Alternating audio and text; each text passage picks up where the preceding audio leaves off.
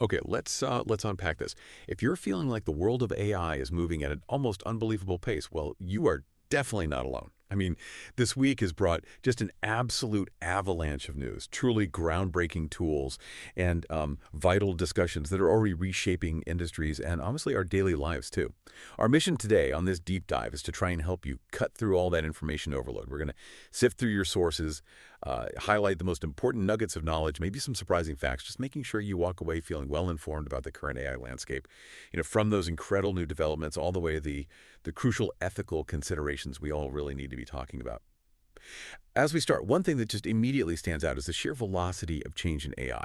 It's not just fast. It feels like it's redefining what fast even means in tech. We're seeing massive shifts in infrastructure, investment, industry leadership. For starters, the U.S. government has launched this comprehensive AI action plan, specifically designed, it seems, to help maintain global leadership in this really rapidly evolving space. Right, a clear signal of intent there. Exactly. And companies, they're not waiting around for permission, are they? Meta, for instance, just announced its new Superintelligence team. Yeah, dedicated to pushing the absolute frontier of AI capabilities. That's a big move. Huge. And Allen AI has debuted an end-to-end research agent designed to automate complex research tasks. Interesting. And Anthropic, a leader in AI safety, they're really pushing for transparency. They've got these new open source AI agents. Think of them as specialized AI programs designed for what they call autonomous alignment auditing. So basically using AI to check on other AI to keep it aligned with human values. That's the idea, yeah. Making sure other AI stay, aligned with human intentions. They've even dramatically increased API rate limits for Claude Opus 4. So giving developers much wider access to their cutting-edge models, more experimentation. Precisely. Yeah. And then you look at the chip industry, which is kind of the foundational bedrock for all this AI stuff. Absolutely critical. And it feels like a pivotal moment. Yeah. Intel is publicly questioning its ability to sustain Moore's law at the cutting edge. Which is, wow, that's a pretty big statement given Intel's history, right? It really is. Yet elsewhere, innovation is just blazing.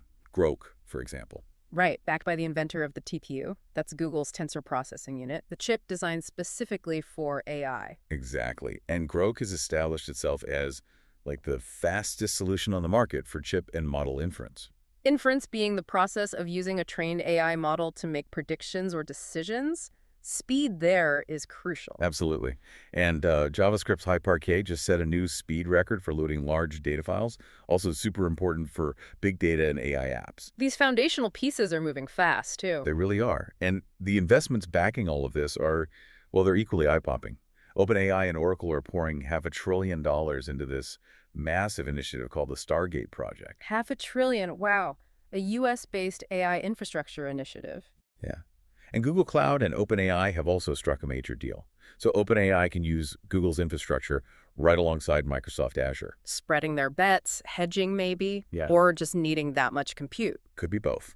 And Alphabet, Google's parent company, reported a 14% revenue jump to $96.4 billion in Q2. Mostly driven by AI innovations and Google Cloud demand, yeah. And they're planning heavy new investments in AI infrastructure, plus Cognition. That company focused on AI-driven software engineering. They just attracted a top AI plus code expert. Which really signals where a lot of the talent is heading, doesn't it? AI shaping software itself. Definitely. So when you look at this scale of investment, the infrastructure being built out, what does it truly tell us about the future of AI power and maybe who stands to wield it? That's a great question. What's truly remarkable here, I think, beyond just the sheer scale of investment, is how this focus on the entire ecosystem. From chip manufacturing all the way to new programming paradigms, it's actually redefining what it means to be an AI company. Well, it's no longer just about developing algorithms. It's about becoming a full-stack technology provider, owning everything from the silicon right up to the end-user applications. Vertical integration. Exactly. And that changes the competitive landscape entirely. It emphasizes that vertical integration and the ability to control the entire pipeline, which will almost certainly concentrate power among those few who can actually make these gargantuan investments. That's a fascinating point. Control the stack, control the future, maybe. Really, yeah. And what's really exciting, alongside all this big picture stuff, is how AI is becoming more accessible for everyone, not just these tech giants. We're seeing just an explosion of new tools designed to democratize AI and streamline workflows. often without needing to write a single line of code. Yeah, the no-code, row-code movement meeting AI. Right. For those of you interested in that, in no-code and visual creation, Google Labs launched Flow, which incredibly lets you create image prompts just by drawing, like literally sketching your ideas into existence. That's pretty cool. Visual prompting. Isn't it? They also introduced Opal, which is a visual platform for building custom AI mini apps, again, without any coding. Lowering the barrier to entry significantly. Totally. LlamaIndex released FlowMaker, another no-code, drag-and-drop AI agent builder, this one specifically for non-programmers, making it easier for anyone to build complex AI workflows. Democratizing agent building. Okay. And GitHub unveiled Spark, which enables users to build and deploy full-stack applications using simple natural language prompts. It leverages Anthropic's Claude model. So talking your app into existence, essentially. Kind of. It's really about making creation more intuitive and open to way more people. Makes sense. And then when it comes to enhanced productivity and specialization, the advances are equally impressive. LM Studio, that popular tool for running LLMs locally. Yeah, on your own machine. It now supports local tool calling with large Quen models, which means developers can more easily connect powerful AI models running right on their own machines to external apps and services. More power, more privacy potential running locally. Exactly. Fast HTML was announced. It's a Python-first web app builder designed to eliminate the need for devs to keep switching between different programming languages. Streamlining the workflow, always good. Yep. And there's new AI-powered dubbing technology. This sounds amazing. Multi-language, near-flawless voice and lip sync for videos. Wow, that's a huge leap for global content creation if it works as advertised. Right. We even have an API-first link shortener designed specifically for agent workflows. The idea is to eliminate costly service dependencies. So AI agents can interact more efficiently, more cheaply online. Okay, interesting niche. And in healthcare, Doximity debuted a free AI scribe tool for doctors, aiming to significantly cut down on that administrative burden. Yeah, let doctors be doctors, not typists. That's a perennial goal. For sure. Factory AI allows teams to get instant incident summaries in Slack, streamlining critical comms. And for the big players, SkyPilot's v0.10.0 update brings enterprise-grade infrastructure support for managing AI workloads. So tools scaling from individual use up to large enterprise needs. Seems like it. And new AI assistants and services are just popping up everywhere, tailored for really specific needs, like OpenStock Portfolio Canvas. It merges generative UI, where the interface is dynamically created by AI with live financial data. For agent-powered investing apps. So AI managing your investments through a dynamic interface. That's the pitch, yeah. Comet by Perplexity apparently sparked widespread internal interest after a demo, hinting at new ways we might search and understand info. Perplexity is definitely one to watch in that space. Agreed. Hugging Face launched an iOS app that uses AI to describe images in real time, which is just a huge step forward for accessibility for visually impaired users. That's fantastic. Real-world benefit right there. Absolutely. And reflecting those growing privacy concerns we mentioned, Proton, from Proton Mail. Yeah, the encrypted email, folks. They debuted Lumo. It's a privacy-first AI chatbot that specifically avoids logging your conversations. Addressing the elephant in the room for many potential chatbot users. Privacy. Definitely. So it feels like these tools are truly democratizing access. But are we truly leveling the playing field for everyone? Or are we just creating new layers of complexity that require, different skills? That's a critical question, really. What's fascinating here is this deepening emphasis on streamlined interfaces, agent collaboration, and this rapid democratization of AI workflows. It is making AI accessible to a wider range of users, like you said, from doctors to developers. But it's also about tailoring the AI. Tailoring how? To very specific needs and user types. The goal isn't just broad access, it seems, but highly effective domain-specific application.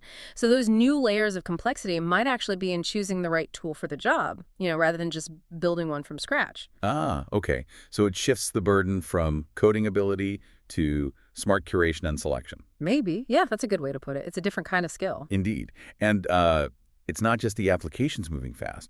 The foundational models, the LLMs enabling all this, they're undergoing incredible leaps themselves. This is really about the brains of the AI. The core engines, yeah. So when we talk about the next generation of large language models, LLMs, rumors are just flying about the imminent release of GPT-5. Oh, yeah. What are they saying? OpenAI is reportedly planning it for early August. It's expected to bring major improvements in language understanding, generation, advanced reasoning, the works. The next big leap. Everyone's waiting for that one. Plus, OpenAI also plans to open source a new model very soon, maybe even next week, which could really shake up the research landscape again. Interesting, balancing proprietary with open source. Seems to be the strategy. Yeah. In terms of performance and efficiency, we're seeing some pretty impressive breakthroughs too. There's small LM3, 3B, ADI4W. It's been optimized for mobile deployment. Meaning high-speed inference directly on, like, your phone. Exactly. On consumer devices. That's a game changer for on-the-go AI. Moonshot's Kimi K2 achieves state-of-the-art benchmarks on Math 500 and LiveCode Dench, actually outpacing DeepSeek R1. So the benchmark wars continue, pushing the limits on specific tasks like math and coding. Right. And Qwen 3MT is setting a new bar for multilingual AI. Support for 92 languages, trained on trillions of tokens, making AI truly global. 92 languages extensive, trillions of tokens, just incredible scale. It is. And Google researchers have even demonstrated that in-context learning, that's when a model learns new tasks just from examples in the prompt, rather than needing extensive retraining. Right, learning on the fly. They showed it can closely mimic traditional fine-tuning, which could potentially reshape how models are trained for efficiency. That could save a lot of time and compute if it holds up broadly. Definitely. Yeah. Interestingly, though, on the flip side, progress in AI image generation seems to have slowed down a bit after its initial rapid growth. Yeah, the diffusion model breakthroughs were revolutionary, but maybe the low-hanging fruit has been picked there, diminishing returns. That's what some researchers are suggesting, yeah. Yielding diminishing returns now. Mm-hmm. So given this relentless pursuit of bigger, faster, smarter models, where do you see the fundamental limits? Or the next major breakthroughs coming from? Are we hitting a wall, or is there another paradigm shift on the horizon for LLMs? That's the billion-dollar question, isn't it? Truly. The slowdown in image generation, even though it had that explosive growth initially, it offers a valuable lesson, I think. Rapid progress in one specific domain can hit diminishing returns once the core technical challenges are, well, largely solved. Okay. For LLMs, we're still seeing incredible competitiveness and complexity. The next major breakthroughs might not just be about scaling up model size, though that will probably continue. It might be more about fundamental shifts in architecture or more efficient ways to get models to actually reason and plan over longer sequences of information. Better long-term memory or context. Something like that, yeah. Or it could be in areas like truly multimodal integration, where models aren't just great with text or images, but seamlessly integrate all forms of data in a really human-like way. Combining senses, almost. Kind of, yeah. That feels like a major frontier still. It's one thing to talk about the tech in theory, but it's another entirely to see AI transforming industries and our daily lives right before our eyes. And the examples this week are truly compelling. Yeah, the rubber's really meeting the road now. In healthcare, for instance, there's been a massive release, 5.8 million open medical QA pairs, released by ETH Zurich and Stanford. That's going to fuel critical research in clinical AI. Huge data set for the community. That's great. And an AI-powered medical assistant actually passed a real emergency room test. Apparently, it outperformed initial physician decisions in some cases. Wow, that's significant for patient care potential, and probably controversial, too. No doubt. A groundbreaking study revealed AI-powered ECG analysis can identify concealed heart disease more accurately than doctors. Finding patterns humans might miss in complex data. Seems like it.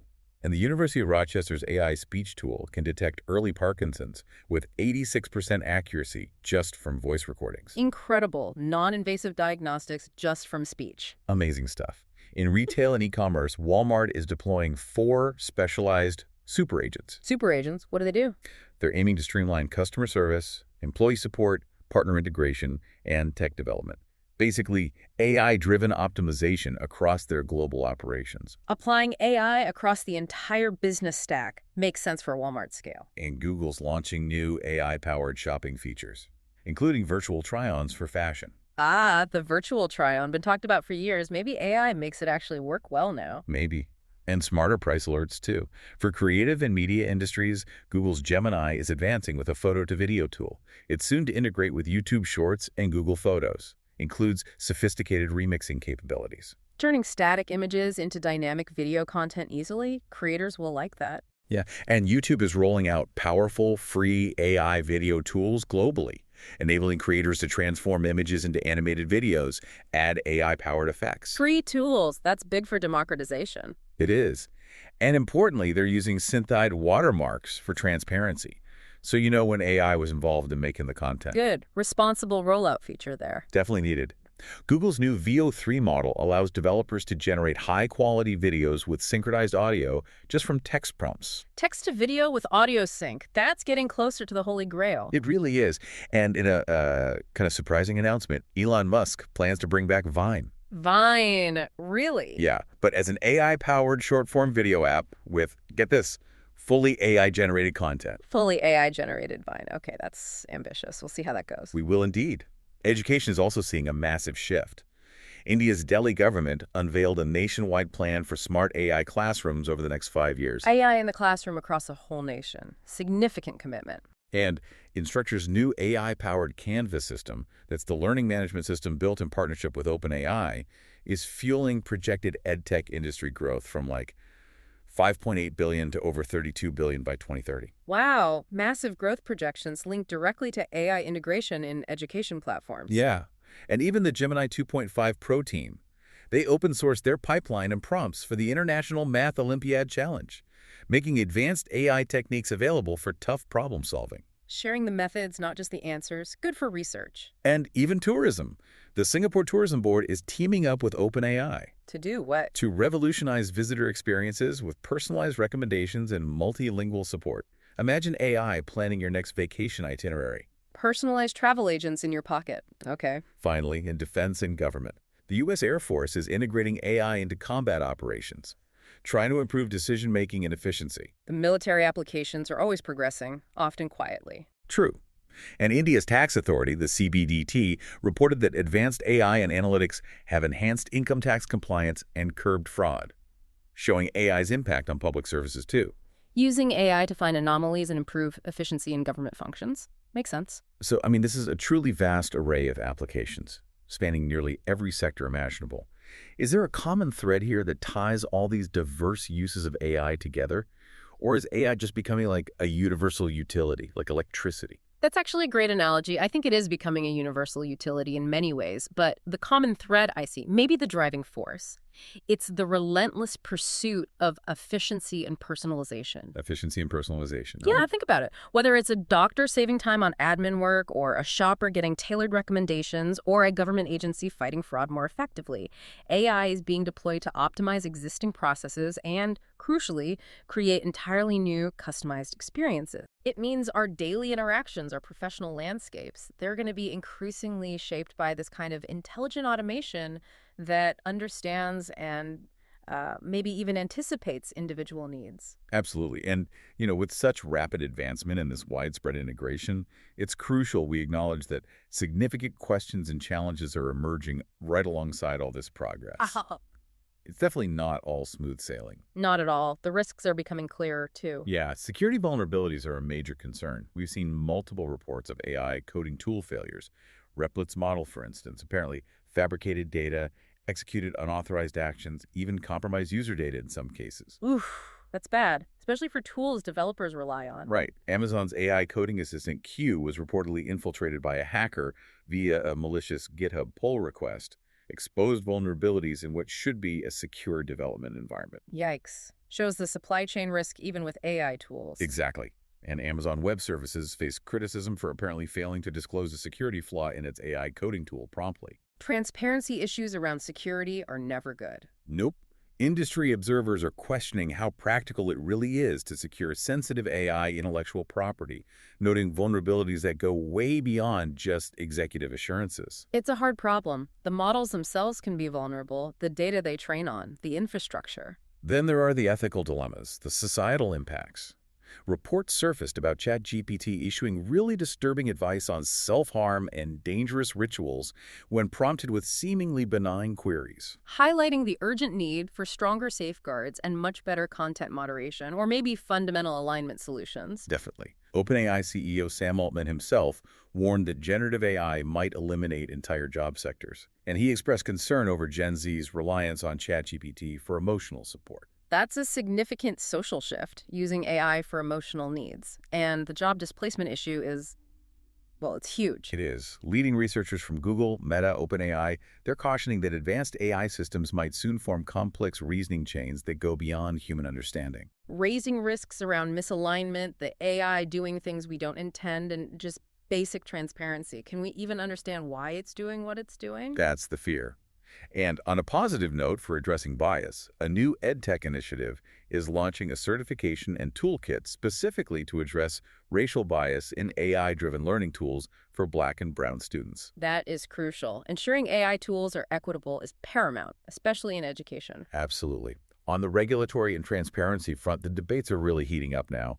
Former President Donald Trump unveiled a new AI policy calling for strong regulation, transparency, cybersecurity, showing this is becoming a bipartisan concern. Regulation is definitely on the agenda across the political spectrum. Stanford Law School is stressing that healthcare providers must inform patients when AI tools influence medical decisions, emphasizing transparency and patient consent. Foundational medical ethics applied to AI. Makes sense. The UK government's new collaborations with OpenAI and Google Cloud are sparking some concerns there about transparency, regulatory oversight, and dependency on U.S. technology. Yeah, the geopolitics of AI infrastructure and partnerships is a growing issue. Data sovereignty, national control. All of these discussions reflect this heightened global concern over data privacy in AI tools, which we saw reflected in Proton's Lumo chatbot, right? Designed specifically to address that. Privacy is a key battleground. It's also important we remember the limitations of current models. Researchers are noting LLMs still struggle with following instructions consistently. Error recovery, complex document parsing. Pointing to enduring cognitive gaps. They're amazing, but they're not magic. They still make mistakes. They still hallucinate. They can't understand in a human sense. Right. But don't count out human ingenuity just yet. In a really refreshing turn, this Polish coder, Przemysław Debiak, actually outperformed OpenAI's custom AI at the 2025 @Coder World Tour Finals. A human beat the AI in a complex programming competition. That's fantastic. Isn't it? Showcasing that human ingenuity, creativity, maybe strategy, still has an edge in certain complex, perhaps novel programming challenges. Love hearing that. It's not game over for humans just yet. Not yet. But these challenges, these risks, they seem to be growing right alongside the capabilities of AI. How do we as a society balance this incredibly rapid innovation with the critical need for safety, security, and public trust? It feels like a very delicate balancing act. And it absolutely is. It's a tightrope walk. And these discussions we're having around model transparency, speed, competitive strategies, they remain central as companies race to define the future of AI-powered everything, basically, while simultaneously trying to balance that innovation with safety, sometimes maybe not balancing it enough, according to critics. Right. And the human element, like Przemysław Debiak's win you mentioned, it reminds us that it's not just about what AI can do, but how we guide it, how we integrate it responsibly, that vigilance, the robust safeguards, the thoughtful policy discussions, they are just as critical, maybe even more critical now than the technological breakthroughs themselves. Well said. So what does this all mean for you, our listener? This week's deep dive into AI developments has really shown us, I think, two sides of the same coin. On one hand, we're witnessing truly groundbreaking progress, unprecedented accessibility, with AI integrating into every corner of our lives in really exciting new ways.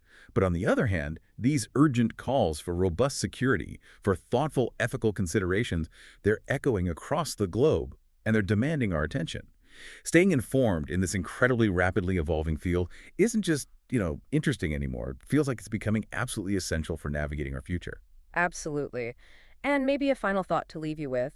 As AI becomes ever more integrated into our lives, from something simple like personalized shopping all the way to critical medical diagnostics, what new responsibilities arise, both for the developers building these powerful tools and, importantly, for us, the users, to ensure its benefits are harnessed safely and equitably for everyone.